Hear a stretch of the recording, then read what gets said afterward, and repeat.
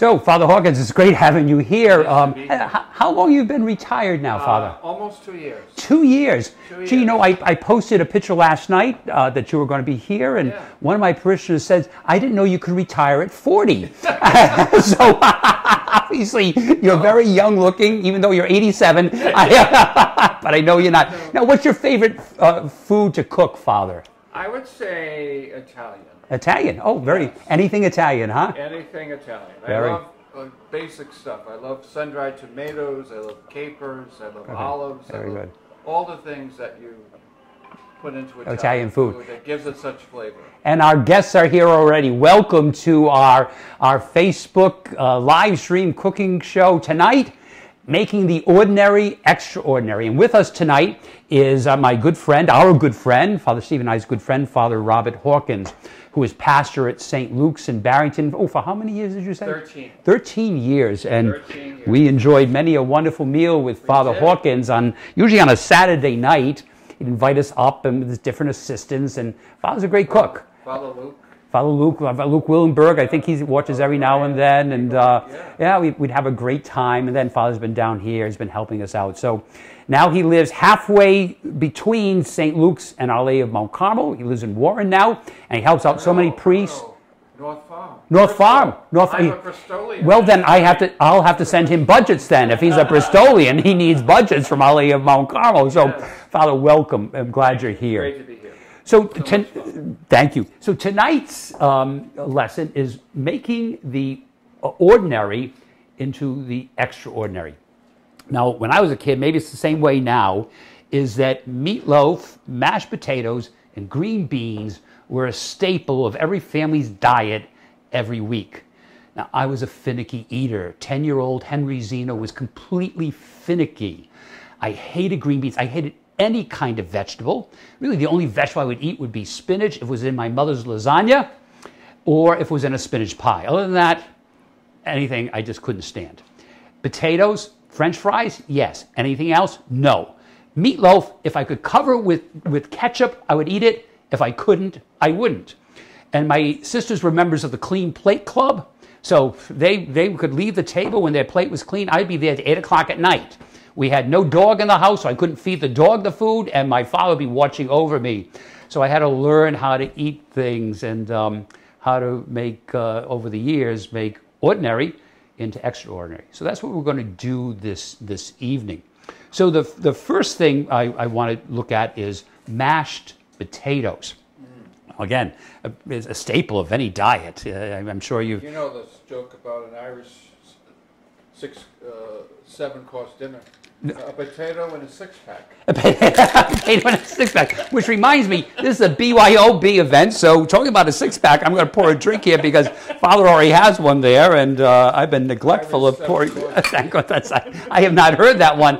Maybe that'll come up in a homily one of these days. But anyways, cheers and welcome. So what I'm doing, the first thing, cheers, Father. Cheers, nice to be here. Is, it's great to have you here, is I'm going to make a horseradish mashed potato. So I've got the potatoes cooking here, and they're almost done. So I'm going to let them cook some more. A cook knows when the potatoes are done. You can feel it with the spoon, huh? You can feel that they're getting more tender. But what we're going to do, Father, if you come right over here, where are we? Right here. So we got a little butter in the baking dish already.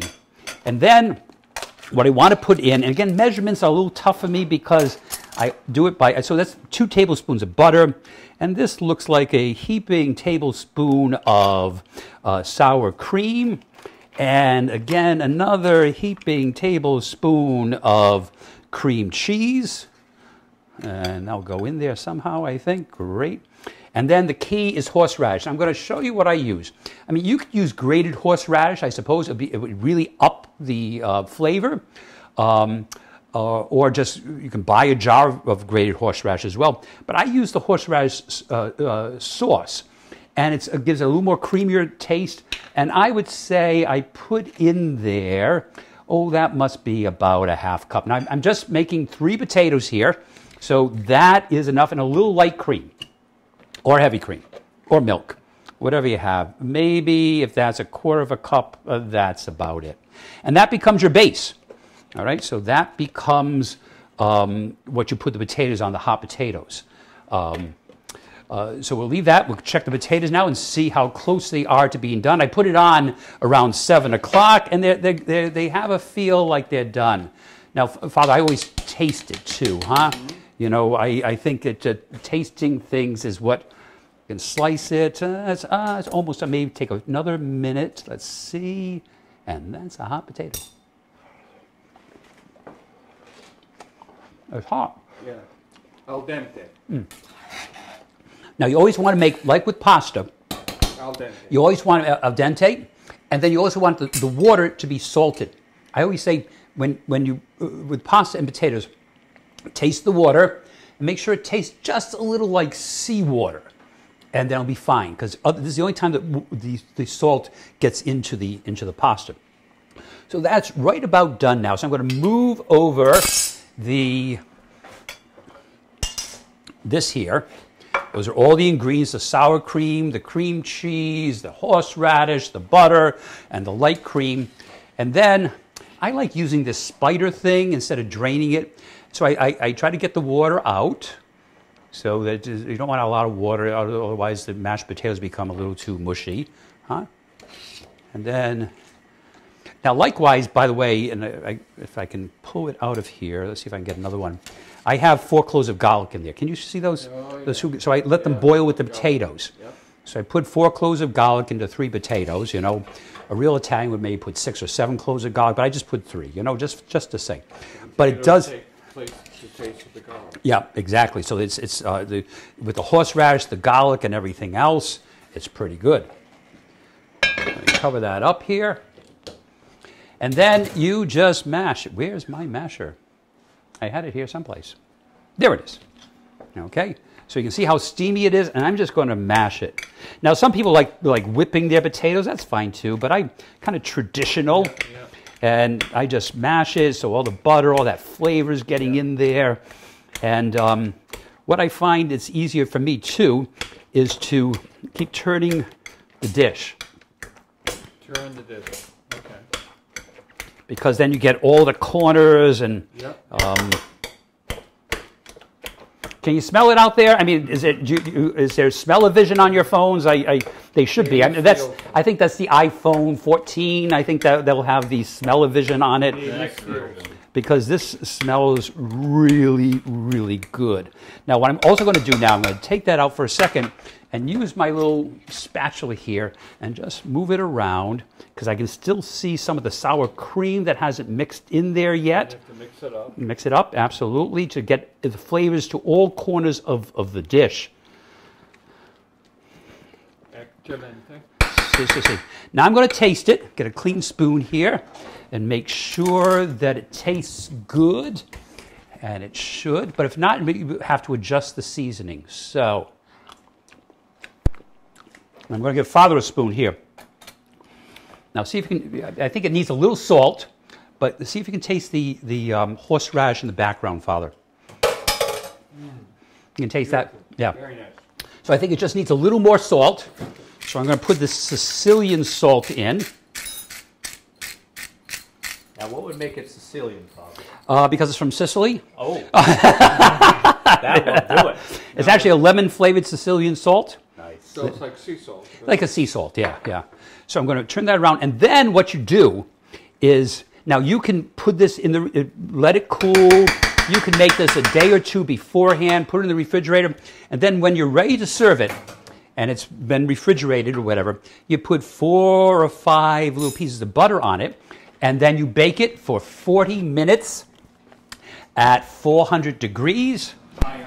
High oven. And it comes out looking like this. All right? And so it's baked up. The butter makes it a little brown on the top. And then you put a little parsley on top, huh? Just for decoration. Nice. Huh?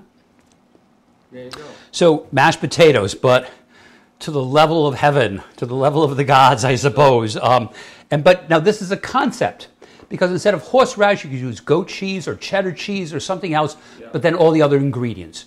you have the cream cheese, you have the butter, you have the sour cream, and it's wonderful. And you can make it. You can make at this level the day before, or 2 days before. Put it in the refrigerator, and then we're ready to bake it off 40 minutes at a high temperature. That was 400 degrees and uncovered.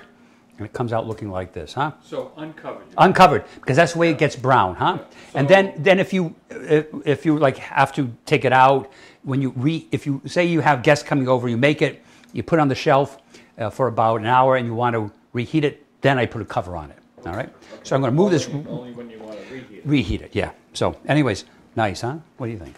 The other thing is so versatile. You can do that with a roast. You can do that with anything. Turkey, oh, absolutely. Thanksgiving Day, whatever. Oh yeah, this is a great mashed potato for Thanksgiving Day, because you can do this the day before, 2 days before, and it's all set. So now the next thing, I'm just going to check the ovens. For that's looking nice. That's looking good. So the next thing I want to make for you, and I'm going to take a little sip of my drink, because I never get more than 3 sips of my drinks. But anyways, Chendani, is I'm going to make cowboy green beans. Now, cowboy green beans is a Ree Drummond dish, the Pioneer woman, right? The Pioneer woman, right. you know. And I saw this because I really did hate green beans so much when I was a kid. But when I saw her make this dish, I thought, oh, that sounds so cool. So what it is green beans. Okay. So I've got everything chopped up, and of course I already have something in the oven. So the green beans are all there, okay? And then on top of it, I'm going to put chopped up bacon, raw bacon, chopped up onions, and chopped up tomatoes. All right? Bacon, tomatoes, and onions. Just like that. Toss it a little bit. Okay? And then you're going to put some olive oil, extra virgin, the good stuff, not the cheap stuff. It's about maybe 2 tablespoons or so. And then you want to put some pepper. That's maybe 1/8 of a teaspoon. But a little more salt. Even though the bacon is salty, again, I'm going to use the Sicilian lemon, because that goes great with green beans, you know, the lemon flavor. That looks great. Right? And there you have it. Your kids are going to love this, because everything's better with bacon. Everything's better with bacon. All the colors. All the colors, huh? People eat with their eyes. This, again, could be for Christmas. It's red and green, huh, Father? You know, And they eat with their eyes. eat with their eyes first. Eat the eyes first, and then nose, and then mouth, okay? And then you put it in the oven for maybe about 20-25 minutes. And what you want to do is you want to wilt those green beans. So I'm going to put this back in the oven. This is the new one. There you go. And there you have it. And then you just toss it around a little bit. Again, you can't smell this, but this smells so good, huh? Yeah. So the bacon is it's not like crisp bacon, but it's cooked. It's cooked fine, and the bacon flavors the green beans. If I had this when I was a kid, I would have died and went to heaven, you know. So it's funny. A story about my mom. As you know, she was in a nursing home for 10 years. She was a great cook, and I was just a finicky eater, and she knew how much I hated green beans and mashed potatoes. So I'd go up to the nursing home in St. Antoine's and talk about, oh, Mom, I just made this wonderful green bean dish. And she'd give me this look. Now, my mother was Irish, my father was Italian. She gave me this, you never ate green beans when I served them to you. So I said, well, yeah, I'm not sure why, Mom, but I've grown in my taste. But I made these with bacon. I said, I'll bring up some next week. Oh, okay. Then her attitude would change. She had great food at St. Antoine's. It's a wonderful nursing home in North Smithfield. But I would bring a little sampling. She said, oh, these are really good. I said, yeah, Mom. So anyways, that's the green bean recipe, huh? So good, so easy. Yeah. And I've made this a day before and just heated it up. And it's fine that way as well. Tomatoes.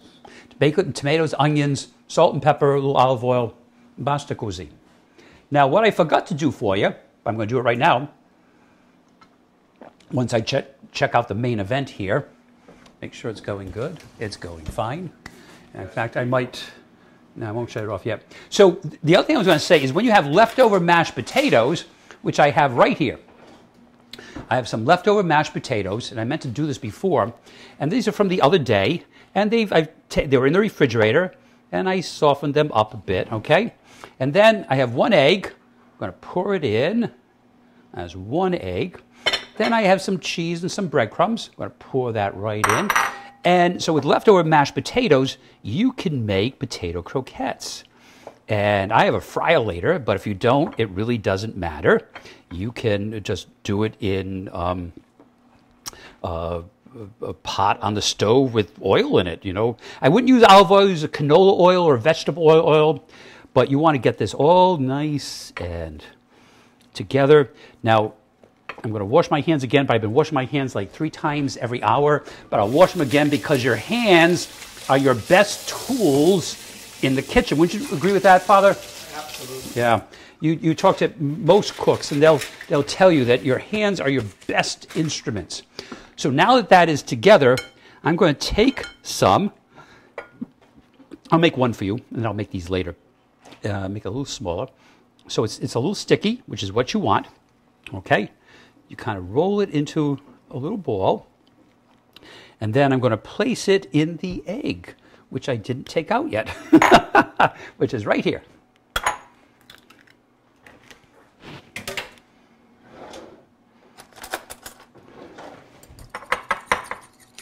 So it's just one egg, kind of like stir it together. That becomes the glue for the breadcrumbs. That should be fine. A little flat dish here. Perfecto. You get the croquette. You just dip it in the egg. See, Father Hawkins is coming to look at this. And you put it in the breadcrumb. You get it all nice and packed around the breadcrumb.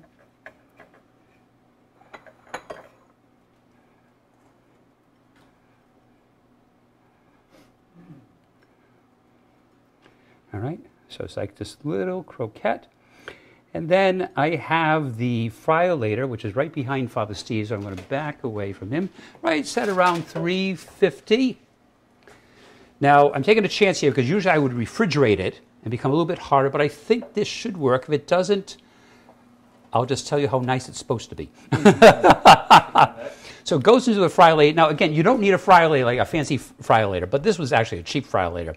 I think it was under $50. But just a pan of oil in on the stove, and then if you have a thermometer, make sure you get it when it is 350 degrees.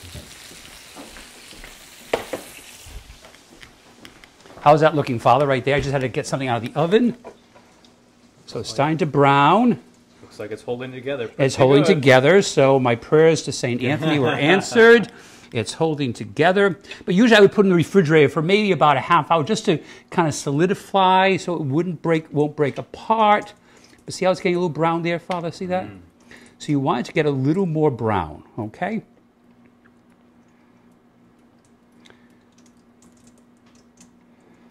And all right. Nice. While we're waiting, I'm going to have Father come over because this may take 2 more minutes, and I'm going to show you the main event. The main event is a brujol, a meatloaf brujol, and brujol is rolled meat, huh? And this is ground veal, ground chuck, and ground pork, and I got it today at Barrington Butchery. Yes. It's right there, just past the Barrington Town Hall, and before the town hall, or if you're going from the center of the world, Bristol, it's after the town hall. And Don there's a great butcher, and if he's watching, I think he and his wife are watching tonight. Go there all the time. It's a wonderful, wonderful place. So that's the combination. He'll make it for you. Let me just look at the potato again to see if it... Yep, perfect. Father, can you look at this over here? See how that came out? Now, these can be served right away, or you can freeze them. And they're wonderful. So I'm just going to leave it right here to drain, shut it off. But that's... And they're wonderful. You can freeze them for a month, and they'll be perfect. Now, again, the brujol. Again, the ground chuck, the ground pork, and the ground veal, all mixed together. And then what you're going to do is you're going to add, this is about, maybe, again, I'm not good on measurements. This is maybe about 3/4 cup of breadcrumbs. You're going to crack 1 egg into it without the shells. This is a combination of, it's a mirepoix. So it's carrots, it's onions, it's garlic, and it's celery, all ground up in my trusty blender there that has pesto in it right now. And then here's a little dried parsley, some dried basil, nice, nice, some Parmigiano Reggiano, some salt and pepper. And again, it's kind of to taste. And the way you know it tastes is good is you take a little, once you mix it all, you take a little bit, put it in a frying pan, taste it, and then see what else it needs. Now, here's the other interesting ingredients to make it more Sicilian. Chopped pine nuts. Pine nuts. So, yeah, pignoli. Yeah. Pignoli. So you put that in there. That's what they make pesto on. Pesto, yes, yes, indeed. And then chopped raisins. But I didn't want raisins because I actually like dried cranberries. So these are dried cranberries I put into it. Nice, nice. And then just to make the moisture a little sweeter, about a third of a cup of orange juice. Okay? Orange juice. Orange juice, yeah. Yeah, absolutely. My Portuguese housekeeper, Anna Souza, are you watching this, Anna? Maybe she taught me that for meatballs, everything else, a little bit orange juice, yeah. I'm learning all kinds of new stuff. So I'm very happy. That's great. So now, again, take your impeccably clean hands and put this all together. So you could put it into a food processor, not food processor, the mixer, the KitchenAid with the paddle that just mixes, and that would be fine. But the thing is, with meatballs or with meatloaf, you don't want to mix it too much because then it becomes hard, it becomes chewy. So your hands, once it's just mixed through, you kind of like squeeze your fingers through it. Once it's all mixed through, just enough, just to make sure you get everything there. And this is close because you don't want to mix it too much. It just will get tough. Okay? And that's about it. Let me wash my hands here. Thank you. So Father Hawkins is not reading off of cue cards. He's actually saying what he thinks. But keep saying those things, Father. So what we're going to do exactly, get a little parchment paper, and this or wax paper is fine, and it just helps you with rolling it. Because what you want to do is roll the whole thing, because we're going to stuff it. So I'm going to put this all on the parchment paper, on a sheet pan. Everything right there. Okay. Let me just look and see. Nothing's in the oven. We're all good. I see the green beans, but those will take another few minutes. And then you want to spread it out. Now, since I only use, Don at Bristol Butchery made 2 pounds, but this is just 1.5 pounds because I wanted to save some for meatballs I want to make tomorrow. So I reserved some of it to make meatballs, and one of these days I'll give you those recipes. So this won't fill the whole sheet pan, but it'll fill it enough, and maybe it's 1/2 inch, 1/4 inch. Don't get your rulers out. You just want to make it so that the meat feels like it's evenly spread out through the pan. All right. It's almost there, and it's mostly the center. You can tell if the center is like too bulky, because you don't want the center to be raw and the edges to be overdone. So this is almost there. I'm just twirling around. So if I'll just focus on this for a second, because now I have to get the stuffing. Give me 1 second here, the stuffing.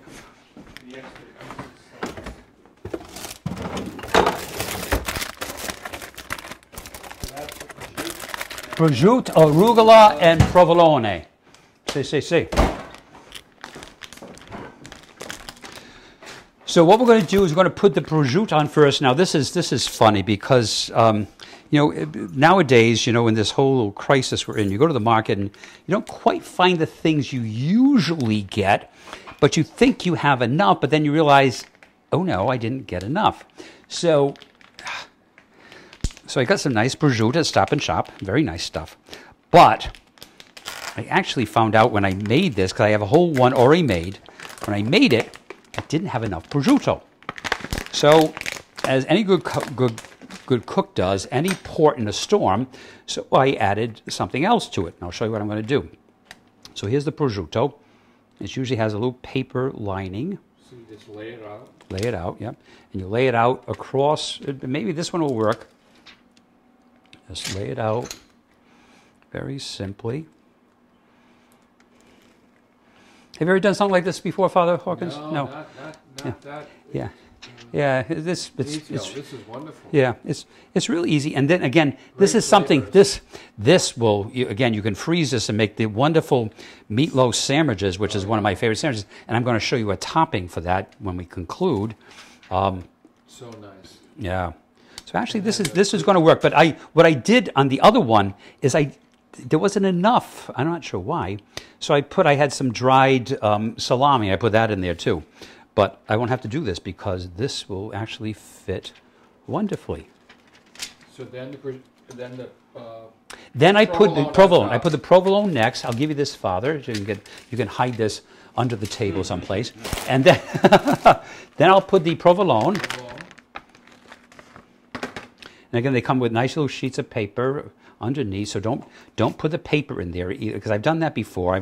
I've rolled it. I'm going, why is that paper in there? But it cooks very nicely, and it's good fiber. You know, if you need fiber and whatever, it works just fine. And then that's fine. And then, oops, that's lettuce. Let me get the arugula. Excuse me for a second.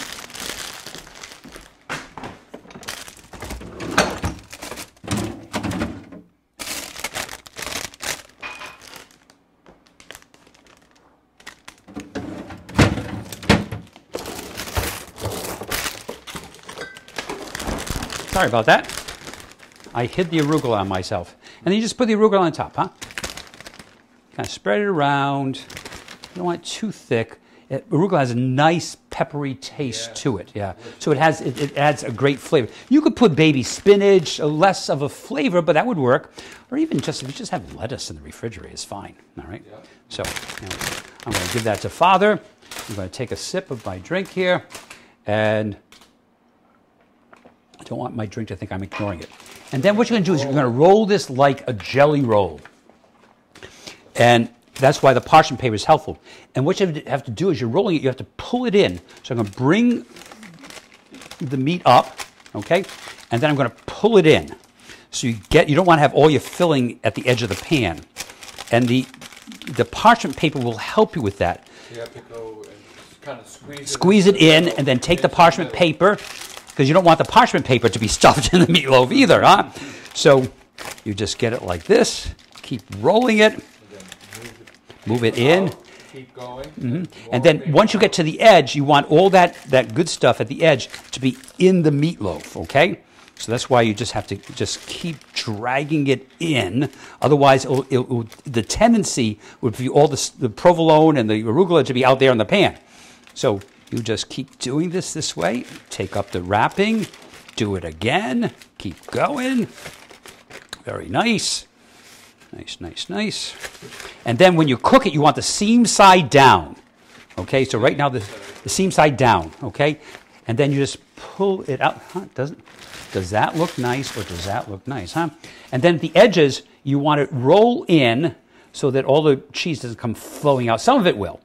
Okay? Yeah, but you want to kind of squeeze it in. Squeeze it in, absolutely. Okay? And then it's ready to go. Now, you can put this in the refrigerator. I wouldn't freeze it, but you can make it in the morning for a dinner that you're having in the evening. And then what you're going to do is, before you cook it, high temperature for 25 minutes, and you just pour a little olive oil on it. I'm not going to do that now because I'm going to save it, and I'm going to cook it later, and then I'm going to cut it in half and freeze it. Olive oil on top. Olive oil makes it brown, because I'm going to show you one I did already. So, Father, why don't we go over to the other side over here? Way over here. Way over here. And here it is. That's what it's going to look like. There you have it. It's all night. So the olive oil makes the brownness of it, huh? And it looks lovely. And then when you slice it, nice. You cook it for how long? So it's 450 degrees, so high temperature for about 25, and it's nice and juicy inside. And the cheese, the arugula Yep. and the Provolone, provolone everything. is all right there. Prosciutto. And again, this, you can make, dinner for 4 or 5, then freeze the other one and have it for meatloaf Well, sandwiches. if you had a big group over, you Oh, could, this is, 8 or 9. I've done this before, and they think like this is like meatloaf, mashed potatoes, and green beans. You can do it for like 10 people. Exactly. So one final thing I want to show you, and then I'm going to sign off, is that I always like, tonight fathers and I are going to eat after, we're going to eat all this food, huh? And I made a little au jus sauce because I like au jus on the potatoes. At the end, so it's just, I get McCormick's au jus, fry up some onions and mushrooms and pour it in there with a little cognac, and it's wonderful. But on my meatloaf, I love ketchup, but I have a little interesting ketchup dish to do for you. So I'm going to use my favorite ketchup, which is 365 from Whole Foods. It has a different taste. Heinz is fine. Heinz is absolutely fine. But 365 ketchup, which is their brand, is actually wonderful. You have a little more clove taste and cinnamon taste in it. So I'm going to squeeze 1, 2, 3, 4. Okay? And then I'm going to Tabasco, but this is Chipotle Tabasco. So it's not heat, it's smoky. And so since we did 4 squeezes, I'm going to do 1, 2, 3, 4. Again, you're thinking Tabasco, it's hot. No, this kind is smoky. And then this is the secret ingredient. This is a sweet chili sauce. It's a Thai sauce. You can find in the Asian aisle at Stop and Shop. It has a sweet chili taste. It's not spicy, but it's wonderful. And since we're doing 4 squeezes, 1, 2, 3, 4. All right? And then a little bit of lemon. Just a little bit, all right? Now, a seed got in there, but that's okay. And you're going to mix it all up. I'm going to get that seed right out of there so Father Hawkins doesn't taste it, because he's going to be our official taste tester after I taste it and make sure I don't die. But this is actually, this is also a great shrimp cocktail sauce. Yeah. So if you want to make your own shrimp cocktail sauce, so I'm going to taste this. You're going to love this, Father. All right. Let me know your real opinion of this. Isn't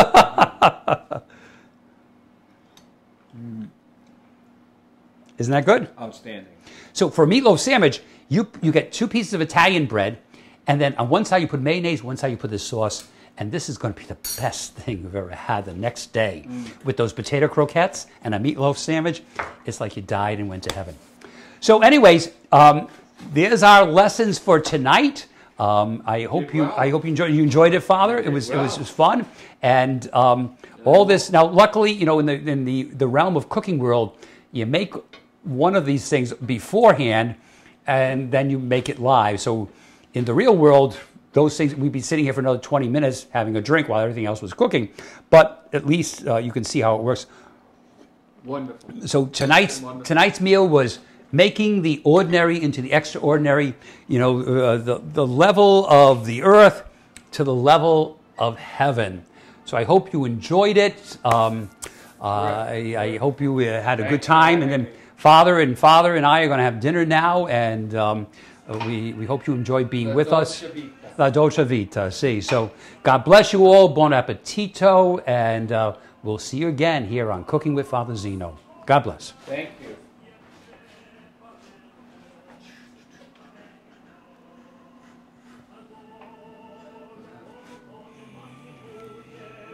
Okay. 35 minutes.